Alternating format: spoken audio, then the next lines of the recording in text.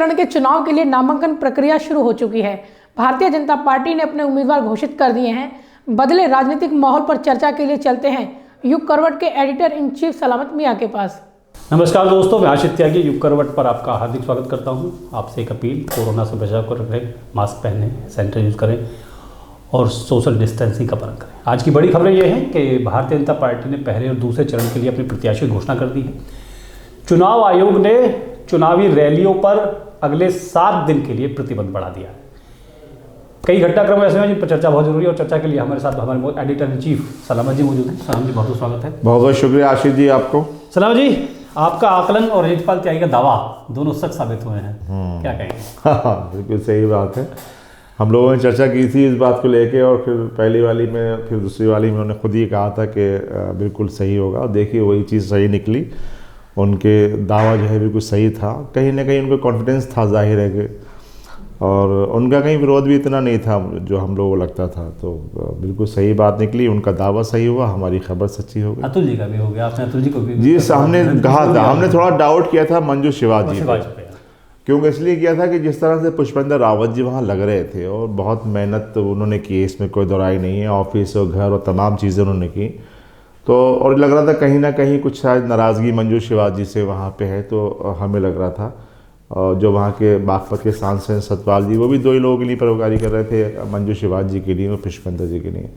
फिर हमें लग रहा था कि पार्टी के बड़े जुझारू नेता हैं बिस्पाल तेवतिया जी, उनको भी कहीं ना कहीं शायद पार्टी जो है कंसिडर करेगी। लेकिन जो हमारी जो बाकी नाम थे, नंद किशोर गुर्जर के थे, अतुल जी के थे, सुनील शर्मा जी के थे, जितपाल जी के थे, उस पर आज पूरी तरीके से मोहर लग गई है। प्रशांत को मीरापुर भेज दिया है। हाँ, जाहिर है कि उनको कहीं लड़ाना था असल में, और वो बागपत में डिस्टर्ब नहीं करना चाहते थे। देखिए जो स्वामी प्रसाद मौर्य जी की जो घटना हुई है उसके बाद से बैकफुट पे आ गई भारतीय जनता पार्टी और उसका बड़ा लाभ मिल गया। और जो लग रहा था कि 150 कटेंगे और ये कटेंगे, अभी तो इस वाली लिस्ट में मात्र 21 ही कटे हैं, 21 लोग नए चेहरे हैं। प्रशांत चौधरी जी तो खैर जाहिर है कि जहाँ से जाएंगे वहाँ अपना धमाका करेंगे और वो वहाँ से अवतार सिंह भडाना भी जीते थे, तो मुझे लगता है कि पार्टी ने सोच समझ के फैसला लिया होगा। अच्छा, आज 107 कैंडिडेट भाजपा ने दिए हैं।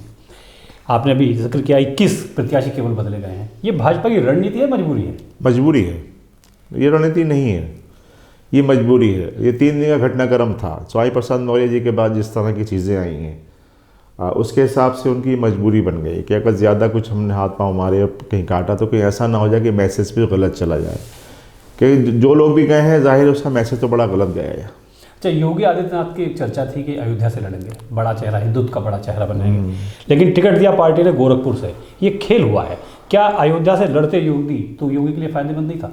देखिए अगर वो लड़ती है वहाँ से तो आसपास की सीटों बड़ा प्रभाव डालते हैं और अयोध्या से होता है एक बड़ा चेहरा हो जाता है। लेकिन सवाल ये है कि कहीं ना कहीं आपने देखा होगा अभी कुछ दिन से थोड़ा योगी जी को लेके पार्टी हाईकमान के अंदर भी कुछ बड़ा बातें चल रही थी, मीटिंगों में भी कुछ हुआ है और वो सीधे वहाँ से दिल्ली से वो गोरखपुर चले गए हैं।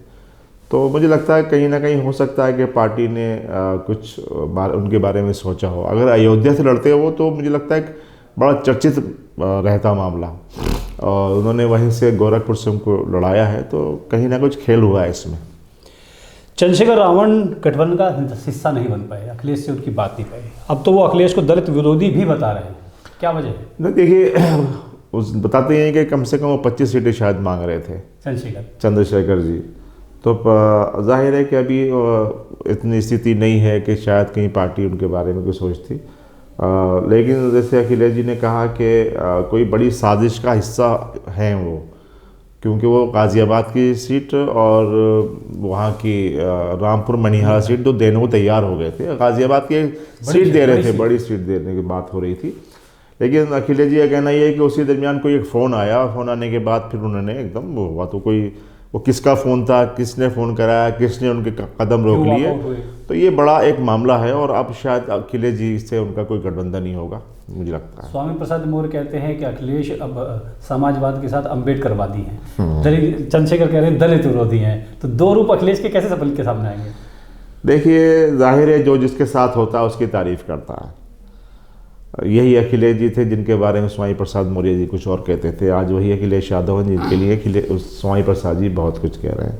वक्त की नज़ाकत है, अगर चंद्रशेखर जी को भी मिल जाता शायद तो वो भी आज कुछ और ही भाषा बोलते होते। तो ये तो एक राजनीतिक भाषा है, समय समय पे सब कुछ बदल रहा है, ज़बानें बदल जाती हैं, बातचीत बदल जाते हैं, बयान बदल जाते हैं। आज वही स्वामी प्रसाद जी हैं जो आरएसएस को बिल्कुल क्या वो नाग कह रहे हैं, सांप कह रहे हैं, अपने आप को नेवला कह रहे हैं। ये राजनीति का अजीब तस्वीर आशी, तो आपने भी शायद नहीं देखी होगी ऐसी। 2 दशक में बहुत तस्वीर बदल गई है, समर्पण सब कुछ खत्म हो गया, अब कुछ नहीं है। सुबह में पता चला कि किसी का झंडा है और शाम में किसी का झंडा है। बिल्कुल तो वक्त की नज़ाकत के साथ सब कुछ चल रहा है। पहले चरण की चुनाव प्रक्रिया शुरू हुई है, नामांकन शुरू हो गए हैं। आज के हालात पर आपका आकलन क्या है? पहले चरण में जिन सीटों पर चुनाव है उन पर भाजपा, सपा, बसपा, रालोद का गठबंधन है या आम आदमी पार्टी है, क्या स्थिति आपको नजर आ रही है? देखिए, अभी तो कहना बहुत जल्दबाजी होगा, अभी तो नामांकन भी नहीं हुआ है। आज जो यहाँ पे 58 सीटों के लिए चुनाव पहले फेज में होना है, तो उसमें गाज़ियाबाद में किया गया, अमरपाल शर्मा जी ने किया और जगहों पे। तो अभी तो कहना बहुत जल्दबाजी होगी आशीष जी। लेकिन हाँ, ये सही है कि स्थितियाँ बहुत बदल गई हैं और जो टिकट रिपीट हुए हैं जी। मैं समझता हूँ कि इसमें भी कहीं ना कहीं हो सकता है कि भारतीय जनता पार्टी को नुकसान हो, कुछ सीटों पे नुकसान हो सकता है। लेकिन चुनाव है, अभी वक्त है, अभी तस्वीर इतनी साफ नहीं है, अभी माहौल देखा जाएगा, जनता परखेगी। असली फैसला जनता को करना है, हम आप तो आकलन कर सकते हैं। जैसे भी आपने शुरू में कहा ना कि वो बीजेपी की रणनीति और मजबूरी, तो ये सब सारे कदम मजबूरी में हैं। अगर शायद स्वामी प्रसाद मौर्य जी इस तरह से कदम नहीं उठाते तो आज चेहरे बहुत होते। अब जो विधायक, जो पुराने विधायक हैं, उनको रिपीट किया है, तो अंदर खाने पार्टी में बगावत कहीं ना कहीं होगी। और जैसे बताते हैं कि कई सीटों पे इसकी बगावत भी शुरू हो गई है। तो अभी जाहिर है कि कुछ ना कुछ आपको तस्वीर, अभी बहुत जल्दबाजी होगी कि हम क्या, कितना माहौल अच्छा है, कितना सीटें जीत पा रहे हैं, कौन जीत रहा है, कौन हार रहा है, अभी कुछ नहीं कह सकते। चलिए सलामत जी, चुनाव पर नज़र रखेंगे और आपसे समय समय पर बात करते हुए आपकी राय लेते रहेंगे और दर्शकों को बताते रहेंगे कि चुनाव की तस्वीर कितनी बदल रही है। हाँ बिल्कुल, वो ज़रूरी। अब तो हम बैठना पड़ेगा, आप पता नहीं बीच में कहाँ मुझे गायब कर देते हैं, आप मुझे बुलाते नहीं स्टूडियो में। चुनाव का माहौल है और गाजियाबाद की जनता के समेत हमारे यूट्यूब का देखने वाले सभी दुनिया भर के दर्शक ये जरूर जानना चाहेंगे कि चुनाव पर चल क्या रहा है और उसकी तस्वीर हम आपको समय समय पर बताते रहेंगे। दोस्तों, वही अपील है, चुनाव है, ठीक है, माहौल चुनाव का है, लेकिन कोविड से बचाव बहुत ज़रूरी है। कोविड का बिल्कुल ख्याल रखें, अपनी सेहत का ख्याल रखें, अपने लोगों की सेहत का ख्याल रखें। बहुत बहुत धन्यवाद, थैंक यू, नमस्कार। तो फिलहाल आज के लिए इतना ही। गाजियाबाद और आसपास की खबरों के लिए देखते रहिए युग करवट और विस्तार से खबरों को जानने के लिए पढ़िए युग करवट न्यूज़पेपर। सब्सक्राइब कीजिए युग करवट। नमस्कार।